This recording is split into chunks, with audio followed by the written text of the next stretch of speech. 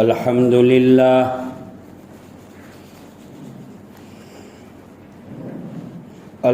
لله وكفى وسلام على عباده الذين اصطفى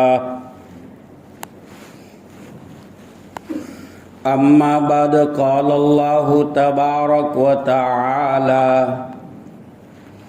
أعوذ بالله من الشيطان الرجيم بسم الله الرحمن الرحيم لقد كان لكم في رسول الله أسوة حسنة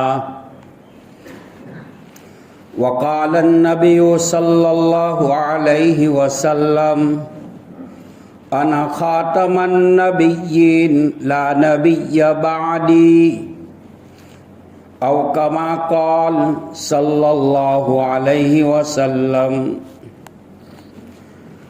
معزز مکرم محترم واجب الاحترام قابل قدر ذی وقار واجب التکریم علماء کرام، بزرگان دین، بھائیوں، دوستوں، عزیزوں،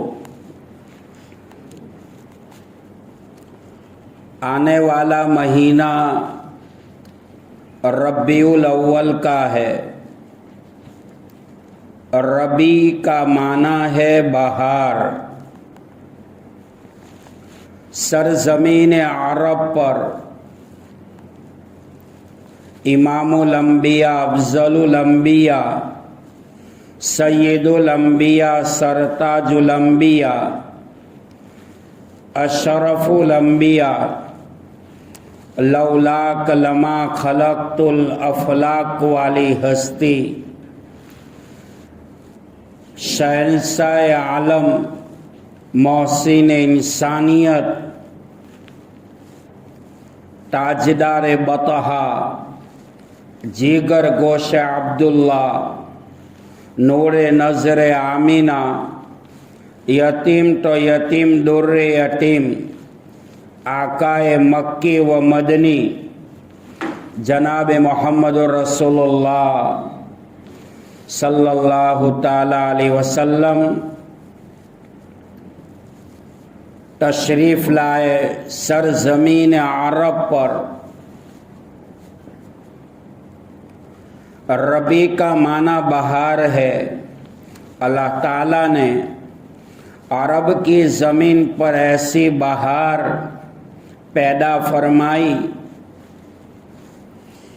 کہ جنہوں نے اپنی محنت، جد و جہد، کوشش سے ساری کائنات میں، سارے عالم میں، عالم کے چپے چپے میں اسلام کا، ایمان کا، توحید کا، رب کی ربوبیت کا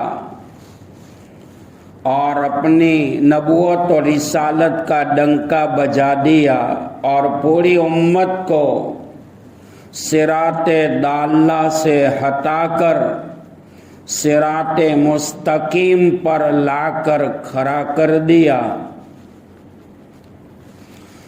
سرکار دو عالم صلی اللہ تعالی علیہ وسلم اس فرش زمیں پر عرش بری کے آخری نمائندہ کی حیثیت کے ساتھ بنی نوع انسانوں کی جلی خفی، ظاہری، باطنی، جسمانی، روحانی، جانی، مالی، دینی، دنیاوی اصلاح کے لیے جو پروگرام لائے، ایمان کی حقانیت کا اور اسلام کی صداقت کا اور اپنی نبوت اور رسالت کا وہ پروگرام لائے،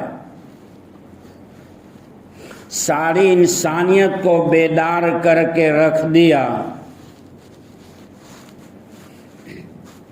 نسل انسانی جو اخلاق کی گراوٹ کی پستیوں کے گرہوں میں ڈوبی ہوئی تھی،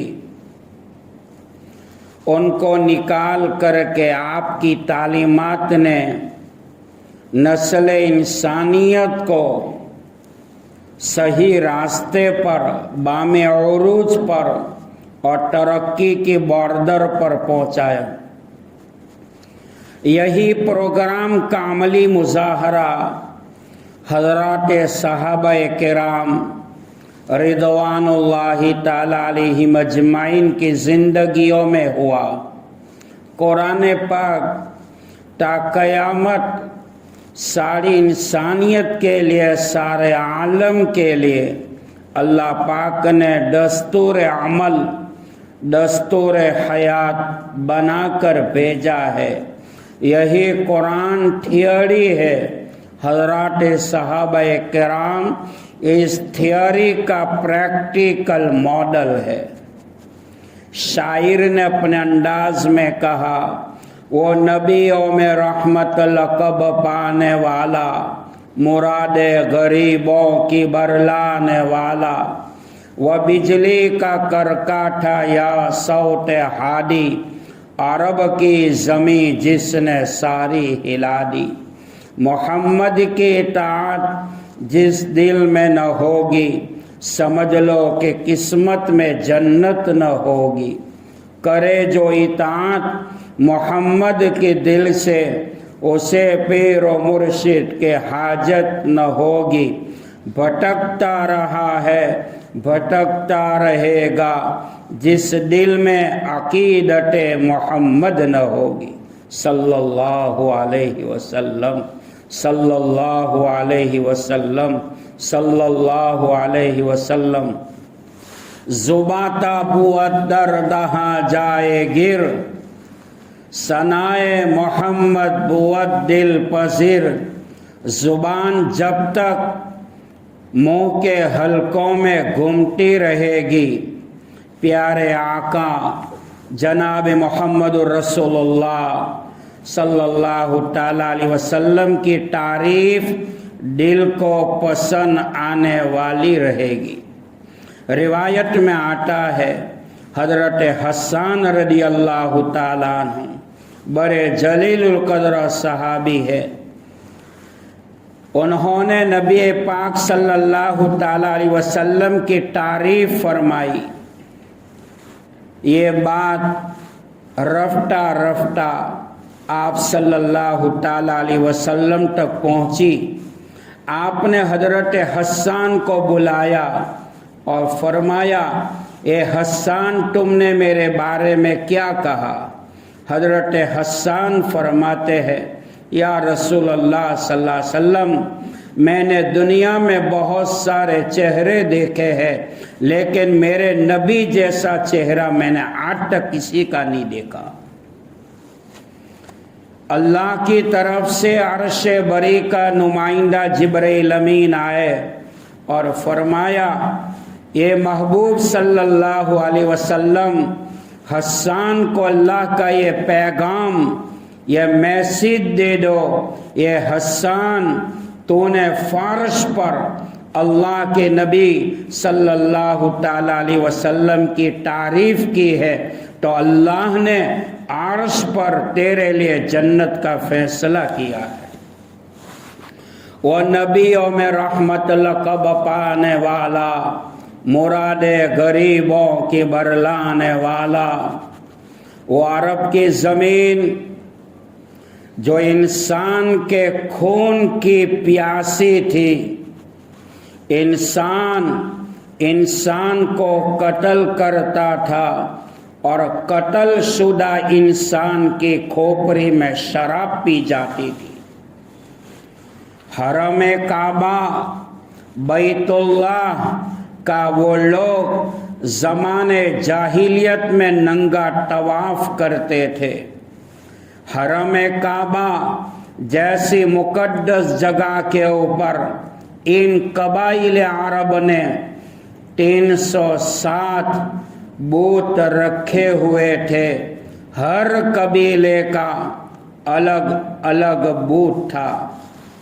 حضور پاک صلی اللہ تعالیٰ علیہ وسلم کی آمد سے आतिश कदे फारस बुझ गया, कलीसाए रोम वैरान बर्बाद हो गया, मजूसियत का शिराजा बिखर गया, सनम खानों से तौहीद के सदाएं बुलंद होने लगी, बेसहारों को सहारा मिल गया, यतीमों का वाली गरीबों का मावा मलजा, बेकसों बेबसों का सहारा आ गया, गुलशने इंसानियत का माली आ गया, जुल्म सितम के आग बगोले खत्म हो गए।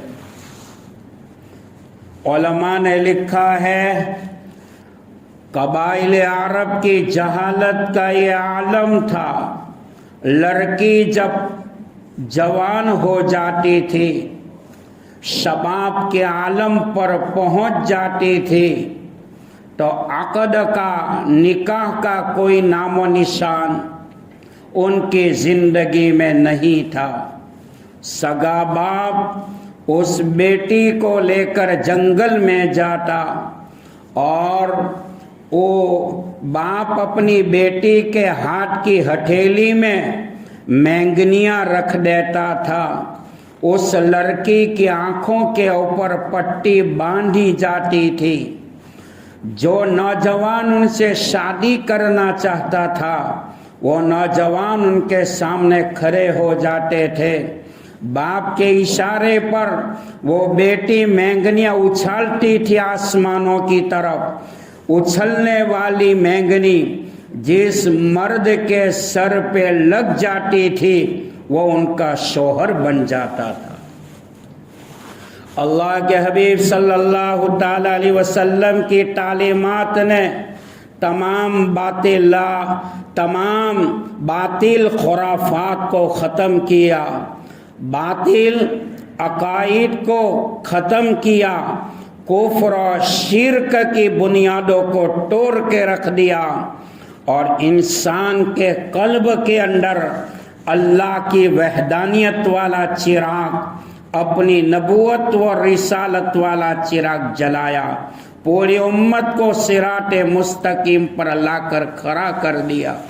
भाइयों, हमारे आका जनाब मोहम्मद रसूलुल्लाह सल्लल्लाहु ताला अलैहि वसल्लम का इस उम्मत के ऊपर वो एहसान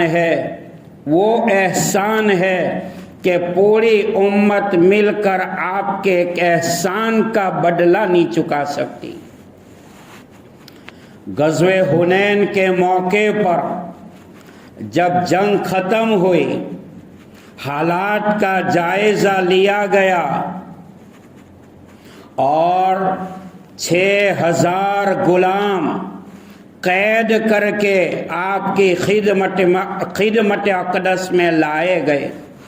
12,000 बकरियां खिदमत अक़दस में जो माले गनीमत में बीली थी, वो आपकी खिदमत में लाई गई। हुज़ूर पाक सल्लल्लाहु ताला अलैहि वसल्लम गज़वे हुनैन के ख़त्म होने के बाद एक टेंट के अंदर, एक तंबू में तशरीफ़ फरमा है। चंद सहाबा उस टेंट के बाहर में खड़े थे। एक औरत आई, ज़ईफ़ा थी, कमज़ोर थी, हाथ में लकड़ी थी। उनका नाम हज़रत सीमा रदियल्लाहु ताला अन्हा था। औरत ने पूछा, ए सहाबा, ऐन मोहम्मद सल्लल्लाहु अलैहि वसल्लम, कहाँ है मोहम्मद रसूलुल्लाह सल्लल्लाहु अलैहि वसल्लम? सहाबा फरमाते, क्या काम है? औरत ने कहा, मैं मिलना चाहती हूँ। आप कौन हो?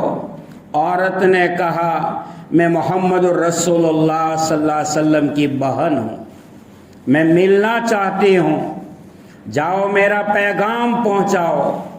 एक औरत आई है, ज़ईफ़ है, बूढ़ी है, आपसे मिलना चाहती है और बहन होने का दावा करती है। नबी अकरम सल्लल्लाहु ताला अलैहि वसल्लम की खिदमत में सहाबा आए। پوچھا یا رسول اللہ صلی اللہ علیہ وسلم عورت آئی ہے بہن ہونے کا دعویٰ کرتی ہے، آپ نے فرمایا میں تو اکیلا ہوں، نہ میرا کوئی بھائی نہ بہن، یہ کیسے ہو سکتا ہے یہ بہن ہونے کا دعویٰ کرتی ہے؟ عورت نے کہا مجھے ملاؤ۔ آپ علیہ الصلوۃ والسلام نے صحابہ سے فرمایا آنے والی عورت کو ویلکم کرو۔ عورت آئی، آپ سب اور عورت کی زبان سے جو سب سے پہلا جملہ نکلا، یا رسول اللہ صلی اللہ علیہ وسلم آپ مجھے جانتے ہو میں کون ہوں؟ آپ نے فرمایا لا عالم، میں نہیں جانتا ہوں تو کون ہے؟ کہا اللہ کے حبیب علیہ السلام میں آپ کی بہن ہوں۔ آپ نے پوچھا کیسے یہ دعویٰ کرتی ہو کہ تم بہن ہو؟ عورت نے کہا میں یاد دلاؤں؟ کہا دلاؤ۔ یا رسول اللہ صلی اللہ علیہ وسلم جب آپ کے بچپنے کا عالم تھا، آپ کے والد محترم تو دنیا سے چلے گئے تھے، دنیا سے رخصت ہو گئے تھے، جبکہ آپ مادر بطن میں ماں کے پیٹ میں حضرت آمینہ کے پیٹ میں 6 مہینے کے تھے اور آپ کے والد محترم کا انتقال ہو چکا تھا۔ اے محمد صلی اللہ علیہ وسلم اس زمانے میں آپ کا پرسان حال کوئی نہیں تھا، آپ یتیم تھے، بے سہارا تھے، میں آپ کا سہارا بنی ہوں۔ پوچھا یہ کیسے؟ اے محمد صلی اللہ علیہ وسلم آپ کی پیدائش کے چند دنوں کے بعد آپ کے والدہ نے جو مکہ مکرمہ کی زمین پر طاعون کی بیماری پھیلی ہوئی تھی، پلیگ کی بیماری پھیلی ہوئی تھی، تو آپ کی والدہ نے آپ کو دودھ پلانے کے لیے حضرت حلیمہ سعدیہ رضی اللہ تعالیٰ عنہا کو دے دیا تھا۔ میں حلیمہ سعدیہ کے گھر میں کام کرتی تھی، حلیمہ سعدیہ آپ کو گہوارے میں سلاتی تھی، اور میں وہ عورت ہوں جو آج بہن ہونے کا دعویٰ کرتے ہوں۔ آپ تو بچے تھے اور آپ کے جھولے کو میں جھولے دیتی تھی، ہلاتی تھی، اور آپ کے چہرے انور کو میں دیکھتی تھی اور آسمان کی طرف اٹھا کر اللہ کو کہتی تھی اے اللہ اس نبی کو محمد کو دنیا میں باقی رکھنا، باقی رکھنا۔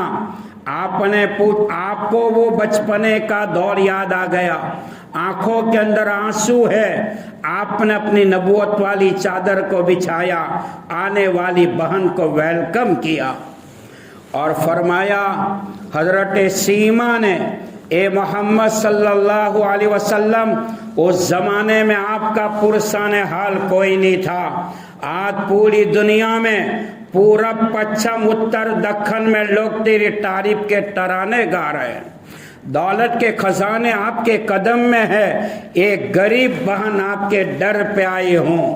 پوچھا بہن کیا چاہتی ہو؟ کیا چاہتی ہو؟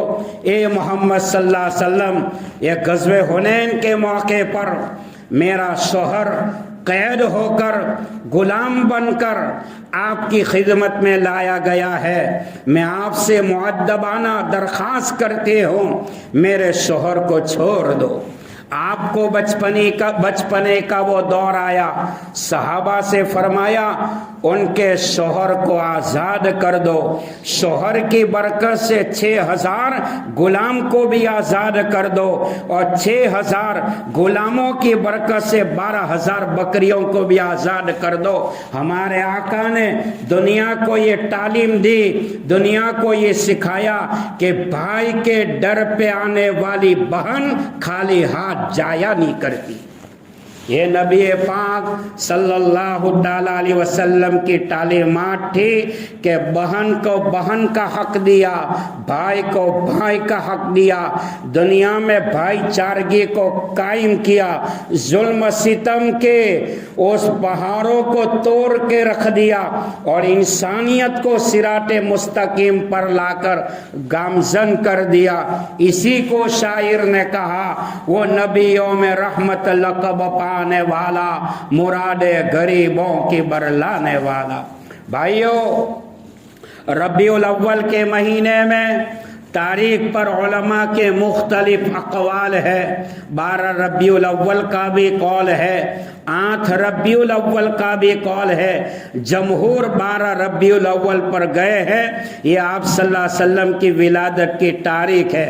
آپ کا دنیا میں آنا یہ بھی برکت کا باعث ہے، آپ کا دنیا میں آنا یہ رحمتوں کا باعث ہے۔ روایتوں میں آتا ہے، علماء نے لکھا ہے، نبی پاک علیہ الصلوۃ والسلام جب کائنات میں تشریف لائے تو وقت کون سا تھا؟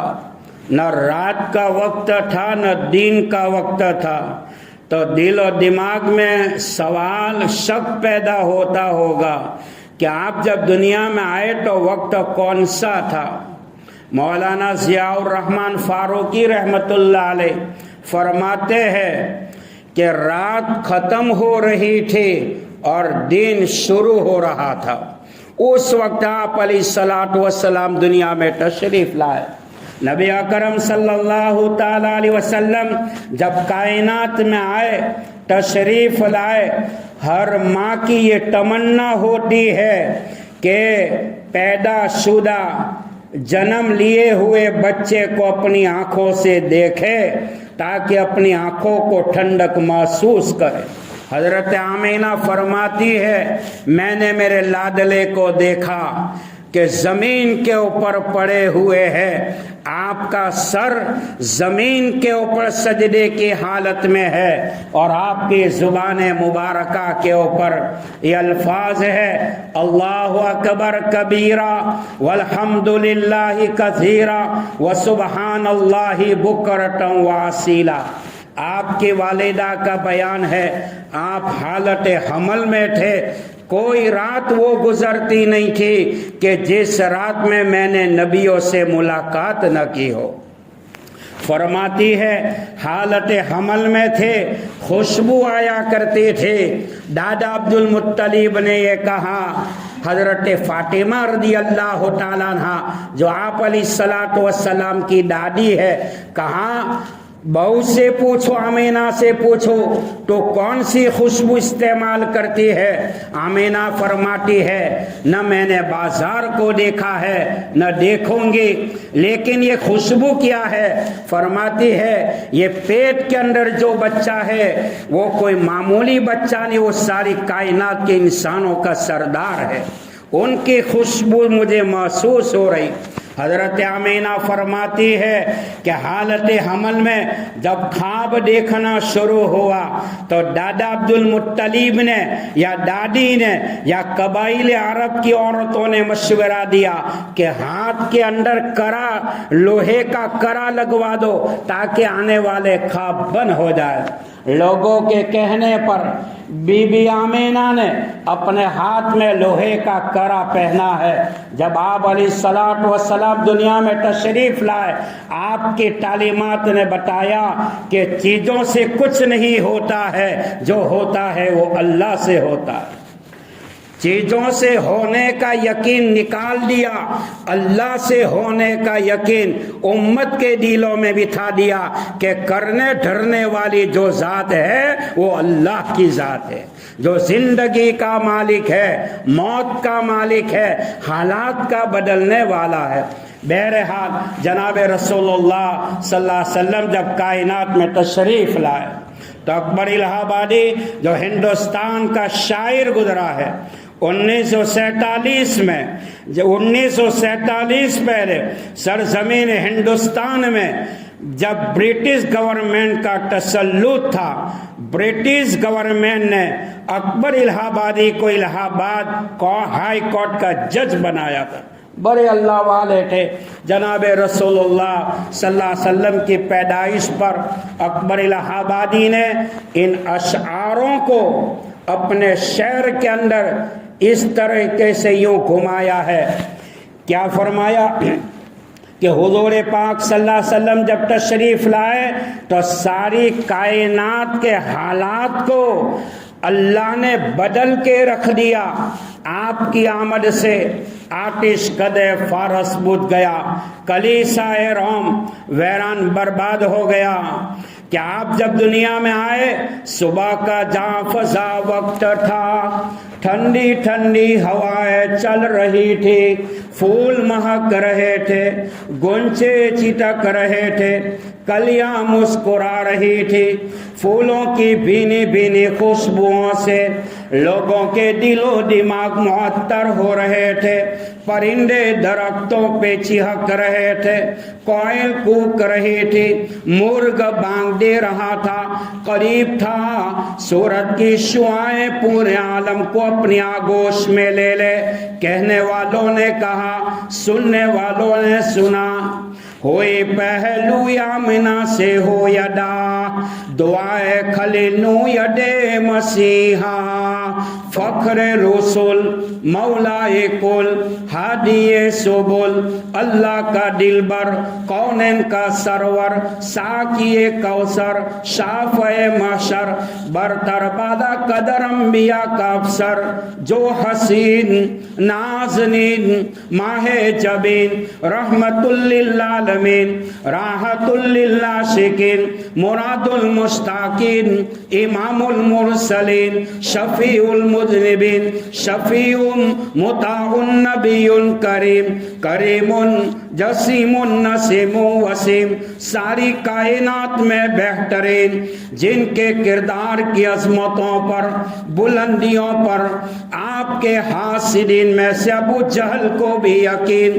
رہبر و رہنما بدر الدجا شمس الضحا خیر الورا احمد مجتبی محمد مصطفیٰ، اٹھے تو آسمانوں کو بلندیاں مل جائے، بیٹھے تو دھرتی کو سکون مل جائے، پسینہ آئے تو گلشن مہکنے لگے، کمبل اور کرائے تو خدا قرآن میں یا ایھا المزمل قم اللیل الا قلیلا نصفہ او انقص منہ قلیلا او زد علیہ ورتل القرآن ترتیلا، چادر اور کرائے یا ایھا المدثر سے مانون ہو جائے، جن کی جبی کی چمک سے صبح سویرا حاصل کرے، اپنی زلفوں کو بکھیر دے، رات کو سیاہی مل جائے، ہاں کہہ دے تو حلال ہو جائے، نہ کہہ دے تو حرام ہو جائے، سر اونچا کر کے بولے تو قرآن بن جائے، سر نیچا کر کے بولے تو حدیث بن جائے، مسکرا دے تو جنت مچلتی ہو جائے، ناراض ہو جائے تو جہنم ابلتی ہو جائے۔ ساری کائنات کا پیدا کرنے والا خالق اور مالک، جو بادشاہوں کا بادشاہ ہے، آقاؤں کا آقا ہے، مولاؤں کا مولا ہے، حاکموں کا حاکم ہے، جن کے اشارے پر ساری کائنات کا نظام چلتا ہے، وہ اللہ اپنے محبوب کی تعریف کر رہا ہے کہ میرا محبوب جس شہر کا باشندہ ہوگا، اس شہر کے در و دیواروں کے تذکرہ سے بڑی پرواہ کرے گی، جو لباس پہنے گا وہ لباس کی ادائے قرآن کی آیات بن جائے گی، اور جس زمین پہ چلے گا وہ دھرتی کی قسم اللہ آسمانوں پر کھائے گا۔ جنت کے دروازوں پر جہاں اللہ کا نام ہوگا، محمد الرسول اللہ صلی اللہ علیہ وسلم کا بھی نام ہو، میرے بھائیوں دل میں صلی اللہ علیہ وسلم پڑھنا چاہیے تاکہ ایمان تازہ ہو جائے۔ ایک مسئلہ یاد رکھو، درود شریف کا اتنا اونچا مقام ہے، زندگی میں ایک مرتبہ درود پڑھنا فرض ہے، جن کو شارح بخاری تحفۃ القاری سابق مفتی اعظم ہند سید صاحب پالن پوری رحمت اللہ علیہ نے لکھا ہے۔ انسان کے اوپر مصائب اور حالات آتے ہیں، ایسے مصائب اور حالات میں مسلمان یکسوئی کے اندر اگر 300 مرتبہ 400 مرتبہ 500 مرتبہ درود شریف پڑھے گا، یہ درود شریف کی برکت سے اللہ آنن فانن مصیبتوں کو گھاس کے ٹنکے کی طرح ہوا میں اڑا کے رکھ لے گا۔ کسی آدمی نے پوچھا، اللہ ہم سب کو عمل کی توفیق عطا فرمائے، وآخر دعوانا الحمدللہ، سنت باقی ادا کریں۔